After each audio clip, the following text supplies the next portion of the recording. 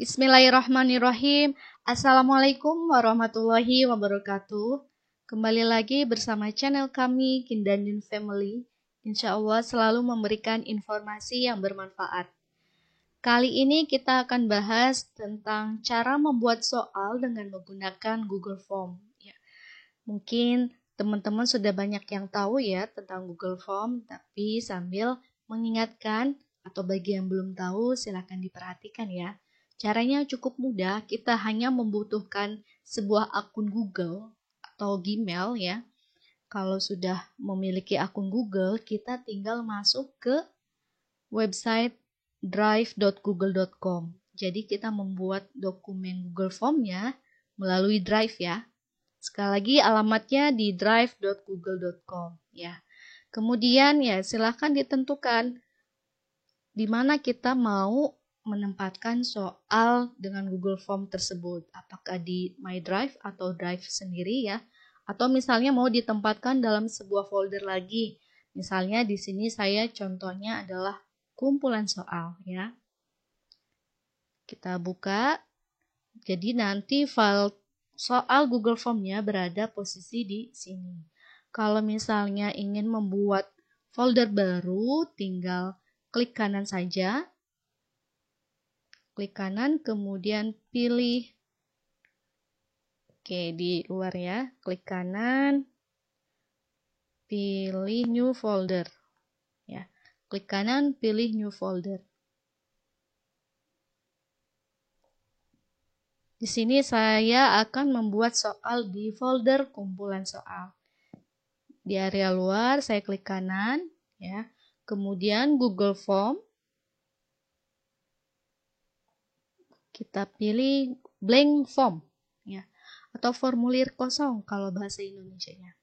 Bisa juga dari tombol sebelah kiri di sini ada tulisan new plus ya.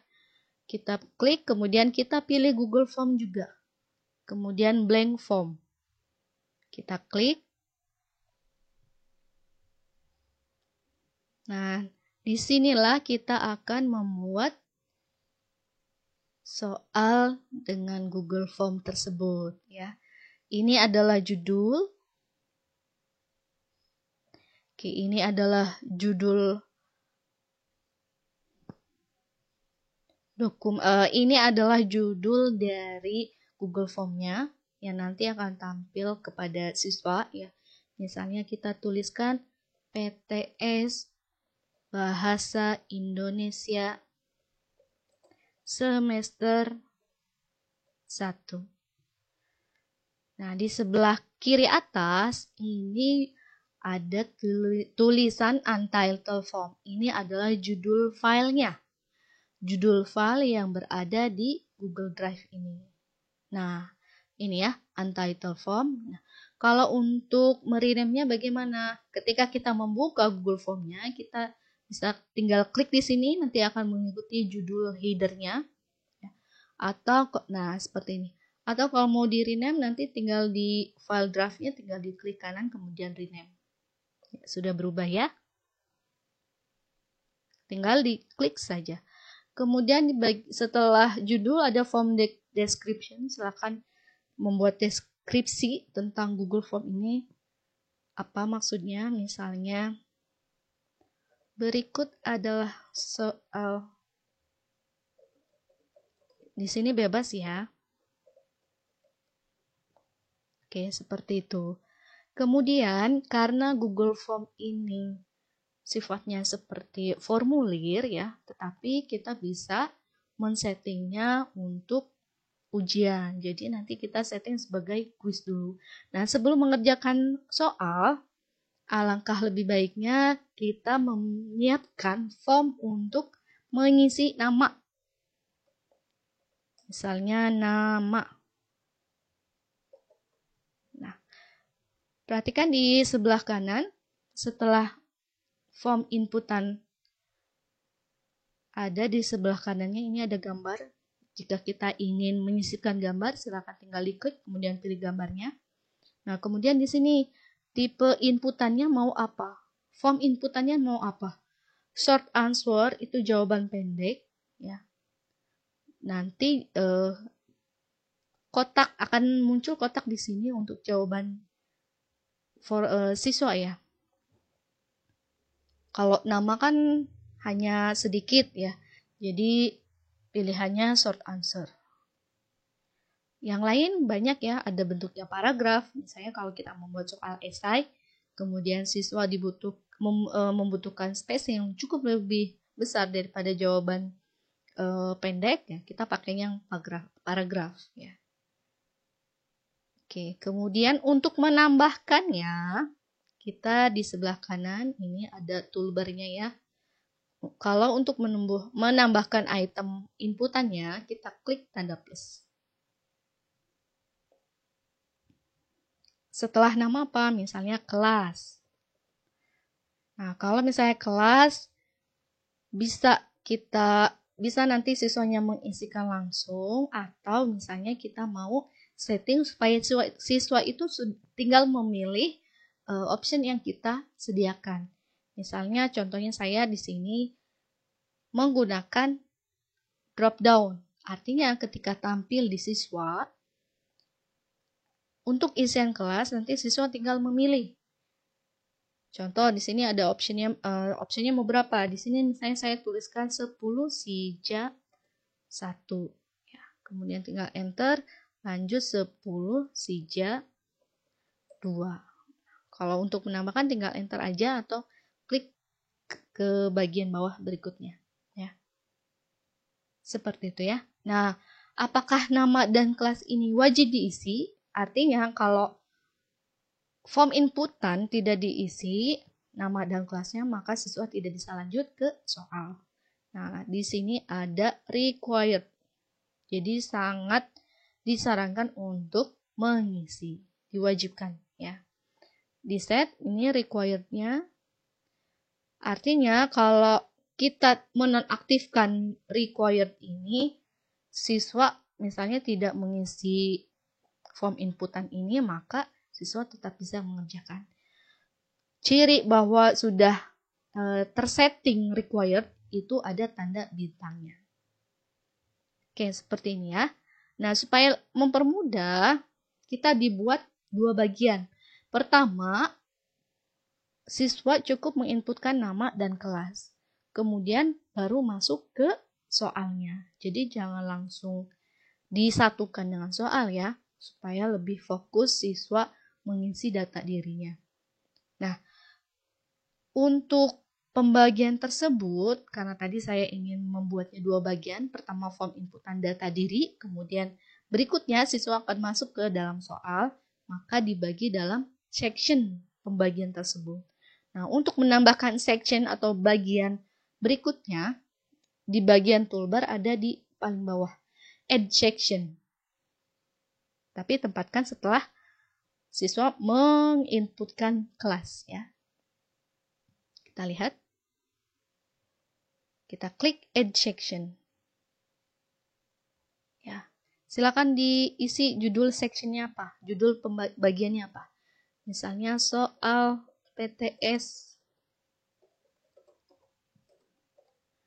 Bahasa Indonesia. Deskripsinya apa? Silakan dituliskan, misalnya silakan kerjakan dengan jujur. Nah, kalau sudah, kita tinggal tambahkan plus lagi.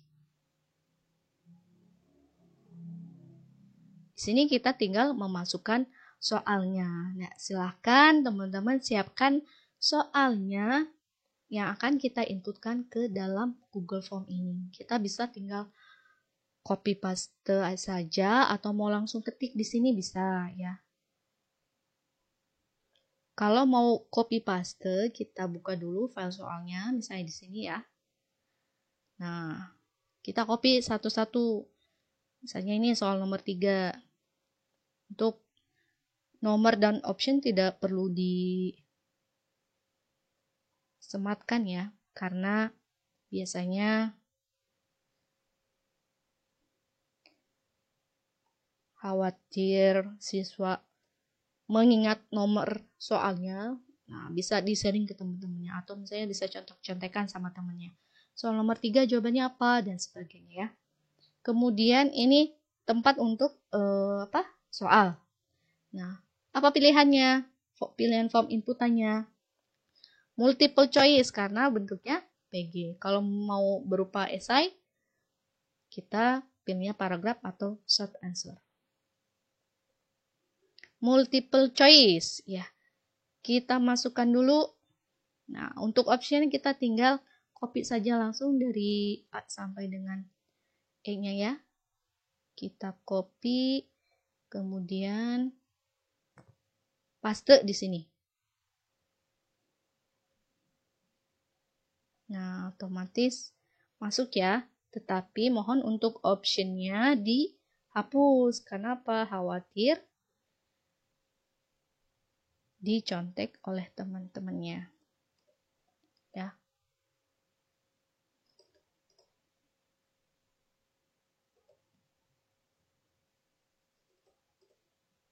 Oke, seperti itu ya.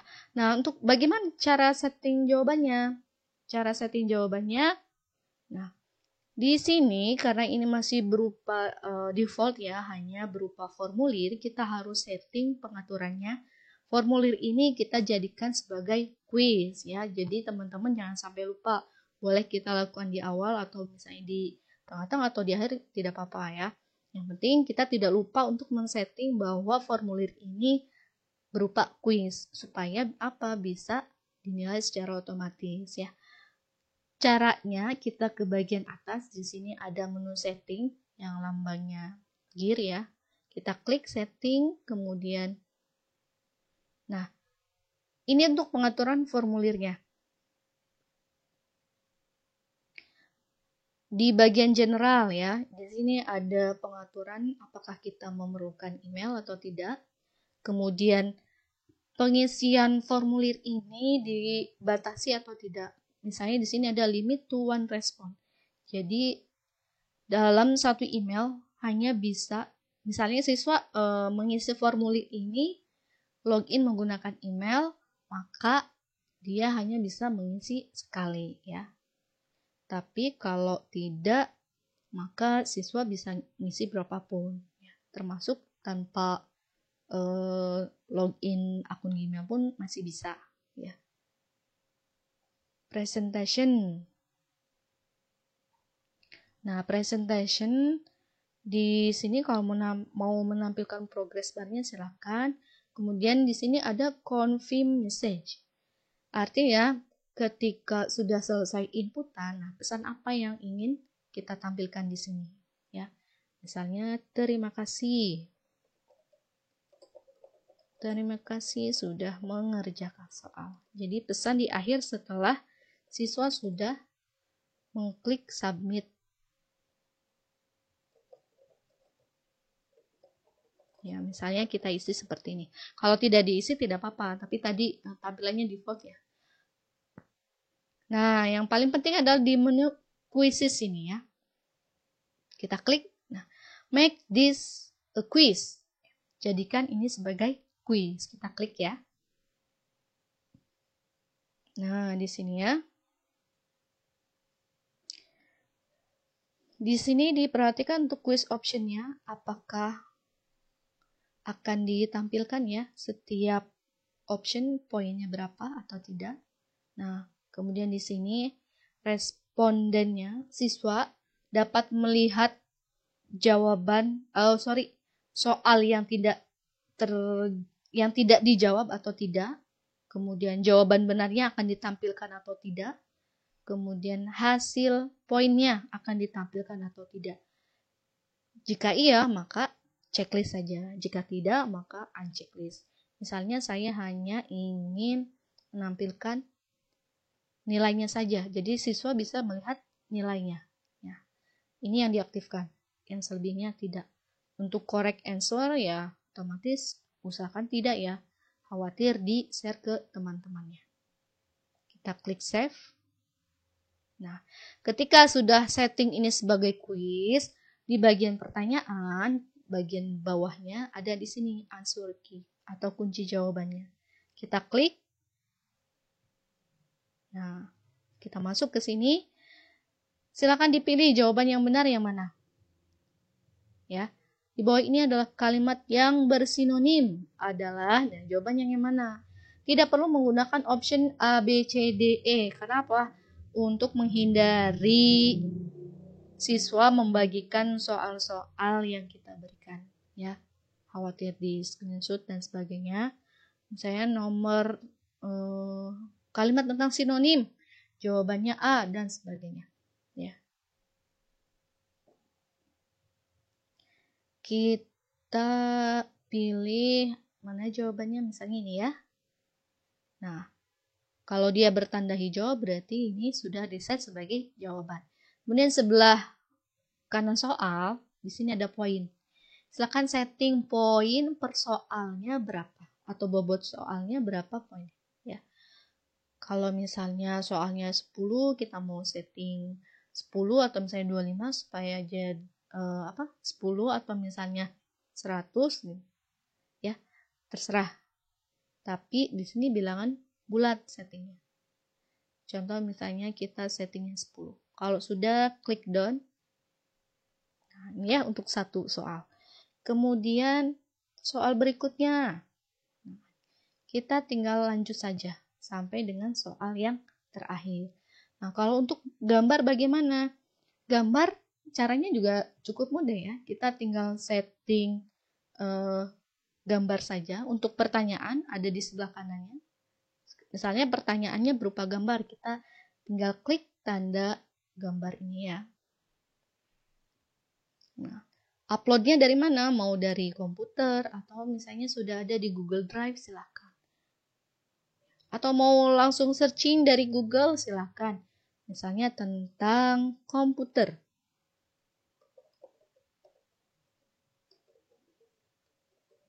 Nah, nanti otomatis Google akan memfilter gambar-gambar berupa komputer. Seperti itu ya. Nah, untuk mempermudah, misalnya kita memiliki soal, berarti kita harus menyiapkan dulu gambar-gambarnya. Contohnya saya mau ambil soal nomor 6 ini ya. Nah, kalau kita misalnya sudah buat soal, kemudian kita ingin mengambil gambarnya, kan kita bisa menggunakan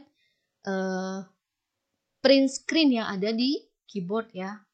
Masing-masing laptop pasti ada tombol print screen ya. Kita bisa manfaatkan itu, tapi saya sarankan kita menggunakan aplikasi bawaan dari Windows yang mulai dari Windows 7 dan seterusnya. Ada namanya sniping. Nah, tulisannya ini, sniping tool. Kita coba praktekkan ya, kita klik. Jadi kelebihan sniping tool ini kita bisa merekam layar dengan area tertentu yang kita inginkan ya. Ini tampilannya sniping tool. Kemudian kita coba klik new ya, klik new. Nah, kita tinggal drag saja setting mana layar yang akan ditangkap. Misalnya saya soal nomor 6 ini ya. Kita drag, klik, kemudian tahan, geser sesuai kebutuhannya ya. Jadi khawatir kalau kita kopikan nanti kan kotaknya nggak ikut terbawa. Nah, ini kan kalau kita pakai gambar lebih rapi. Nah, kalau sudah di drag kita lepas. Nah, kita tampil di sniping toolnya. Nah, kita tinggal save. Ya, atau kita mau buat coretan juga bisa, ada pen di sini ya. Kita klik save. Nah, kita jangan lupa tempatkan mau di mana untuk gambar-gambar ini ya. Misalnya kita beri nama soal nomor 6. Simpan. Nah, selanjutnya kita kembali ke Google Form lagi. Untuk soalnya kita menggunakan gambar. Klik icon gambarnya. Kita pilih upload, langsung browse saja supaya langsung mengambil dari laptop atau komputer kita. Tadi kita simpannya di gambar. Ya. Soal nomor 6. Nah, ini dia. Ya, soal nomor 6.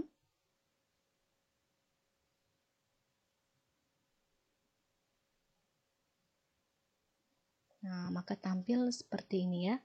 Jadi lebih rapi.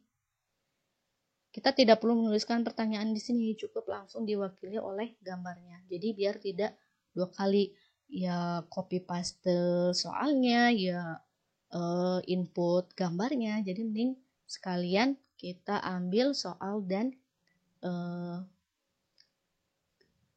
penjelasannya satu gambar. Jawabannya di sini kita set lagi ya. Tadi kita tinggal kopas saja ini. Kita kopas. Kemudian kita copy, kemudian kita paste.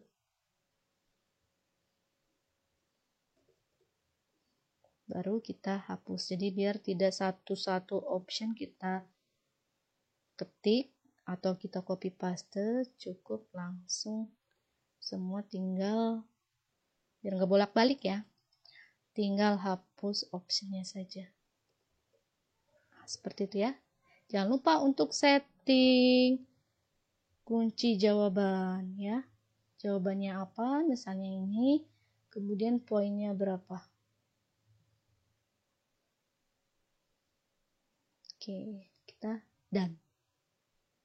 Nah, seperti itu caranya ya. Lanjut ke soal berikutnya sesuai kebutuhan. Nah, untuk melihat tampilannya bagaimana? Nah, kita bisa melihat preview, ada di sebelah atas logonya atau lambangnya mata ya. Preview kita bisa klik. Oke, nah ini hasil tampilannya ya. PTS Bahasa Indonesia semester 1. Berikut adalah soal PTS. Nah, kita isi, kita coba simulasi ya. Nama, Dini, kelas, ini tadi yang model drop down. Nah, jadi tampilan pertama hanya bagian pertama saja. Soalnya belum muncul dan dia akan muncul jika kita sudah klik lanjut. Jadi kalau sudah mengisi ini, maka kita bisa masuk ke soal. Oke, saya untuk nama coba hapus dulu ya. Nah, pertanyaan wajib ya harus diisi. Kita misalnya lanjut. Nah, tidak bisa karena tadi ada required cirinya dia ada tanda bintang. Wajib diisi. Jika tidak, maka tidak bisa mengirimkan jawabannya. Ya. Klik lanjut. Nah, ya. Baru masuk ke dalam soal. Ya. Kita simulasikan jawabannya, misalnya tadi ini ya. Nah, ini kalau bentuk yang soal kita lampirkan gambar. Nah, untuk gambar bisa di soal maupun option ya. Kalau tadi dicontohkan soal, untuk option juga bisa. Di sebelah option ada icon gambar juga, add image. Ya, jika memang optionnya berupa gambar.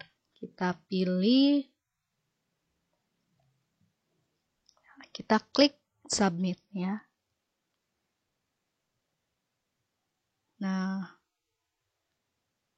Nah ini tadi ya tampilan di yang kita ubah tadi. Terima kasih sudah mengerjakan soal dengan jujur. Kita setting ya. Lihat skor. Nah, ini hasil skor yang sudah kita simulasikan kerjaannya ya. Nah, skornya 10 dari 20 karena satu soal salah jawabannya. Seperti itu ya. Ini kalau dari sisi siswa. Nah, jika sudah ada siswa yang menginputkan jawaban atau sudah mengerjakan, kita bisa lihat di Google Form tadi ya. Ada di respon. Nah, kita bisa lihat resumenya ya. Ini analisisnya cukup bagus dari Google Form. Dia menampilkan ada rata-rata, mediannya ya. Kemudian yang lainnya. Nah, jika kita ingin mengambil hasil seluruh jawaban siswa dalam bentuk Excel, kita bisa klik di sini. Create spreadsheet. Ya. Kita kemudian klik create. Maka nanti di Google Drive-nya sudah terbentuk. Nanti, muncul ya. Hasil respon siswa akan masuk ke Google Drive kita secara otomatis. Isinya ada file Excel berupa hasil menunjukkan kapan siswa itu mengerjakan, pada tanggal berapa, jam berapa, skornya berapa, kemudian siapa yang mengerjakan, kelas apa, ya. Pokoknya hasil inputan yang siswa lakukan. Seperti itu ya. Jika ingin mendownload, kita klik file, kemudian klik download Microsoft Excel. Maka nanti bisa kita simpan di laptop atau komputer kita. Nah, kalau tadi preview nih ya. Tadi kan preview. Nah, kita bisa ngelihat. Nah, ini sebenarnya sudah berada dalam. Nah, ini tadi karena kita limit ya. Hanya 1 kali yang bisa ngisi. Jadi tidak bisa mengerjakan lagi ya. Silakan teman-teman setting apakah hanya sekali atau bisa lebih dari sekali. Alternatifnya kalau kita setting sekali, maka jika siswa ingin mengerjakan lagi, siswa tersebut harus menggunakan akun Google yang lain ya. Nah, untuk membagikan linknya kepada siswa,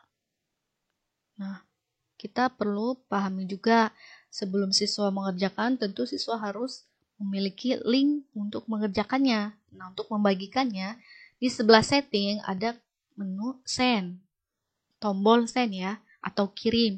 Kita klik. Nah, send-nya via apa? Apakah email? Kita masukkan emailnya siapa? Atau berupa link yang tinggal kita bagikan kepada siswa. Nah, kita pilih yang gambar peniti ini ya. Ini linknya, kalau ingin diperpendek, klik shorten URL. Nah, ini ya. Kita copy, tinggal bagikan kepada siswa, bisa melalui WA atau yang lainnya. Ya. Kalau kita coba, kita pastekan link yang kita bagikan, maka sama seperti tampilan preview tadi ya, karena saya sudah mencoba mengisi, maka tidak bisa mengisi lagi. Oke, seperti itu ya. Caranya cukup mudah. Nanti kita bisa cek lagi di Google Drive-nya. Kalau ingin mengedit, mengubah soalnya, tinggal dibuka saja dari Google Drive-nya. Ya. Kalau ingin mengambil hasil jawaban siswa juga, kita tinggal create spreadsheet-nya, kemudian otomatis muncul di Google Drive. Caranya cukup mudah, bukan? Silakan yang masih belum paham atau merasa lupa, boleh dilihat lagi videonya. Tonton dari awal sampai akhir. Jangan lupa jika dirasa bermanfaat video ini, silahkan bagikan kepada teman-teman yang lainnya ya. Tentu kami sangat mengharapkan like, komen, dan subscribe-nya. Terima kasih atas perhatiannya. Mohon maaf kalau ada salah. Wassalamualaikum warahmatullahi wabarakatuh.